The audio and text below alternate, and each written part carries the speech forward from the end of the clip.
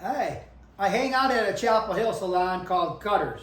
It's a Chapel Hill beauty and hair salon called Cutters over in Chapel Hill. One of the people that works there, he says that he was a landscaper and he cut grass. And then he also he was a carpenter for a while. He cut wood. I guess he must be the owner of the place. That's probably why they call the place Cutters. But I'm watching the place, I like to hang out there. It's sort of fun. I noticed that one man hadn't had his hair cut. I heard a man say he hadn't had his hair cut in over a year. And when he sat down in the chair, over in the hair cutter's chair, when the hair cutter turned him around, it looked like a monkey's rear. The guy's back of the head looked like a monkey's rear.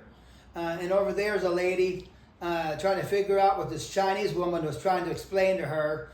She was pointing on to the poster on the wall, pointing on the posters on the wall.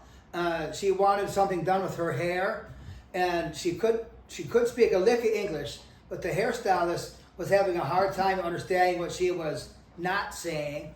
I said, she wants her hair colored red, like the poster. See the poster, the red hair? She wants her hair colored red. So then the hairstylist understood what the Chinese woman wanted, her hair colored red. The cutter, the owner of the place, it's probably called Cutter, he was looking at the woman's hair. She wanted her a half an inch taken off. Ooh, she was good looking. I noticed that she was really good looking over there. I'm spotting on her looking. Damn, she was pretty good looking. The hairstylist wasn't really paying attention to what she was saying. He was looking at her. Oh man, he was checking her out. She wanted a half an inch off. But when she was done, her hair was a half an inch long. And she was not very happy about it. He explained he said he was sorry. And over there, another salon stylist was washing a man's hair. It looked really oily.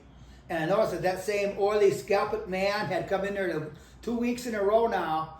And she was massaging his scalp, giving him a shampoo and cleaning his hair. And then, unbeknownst to her, the guy had worms on his scalp. The guy had worms. Now, if you have really oily scalp, 1 in 100 people who have really oily scalps will have worms. Will have worms in their hair, on their scalp.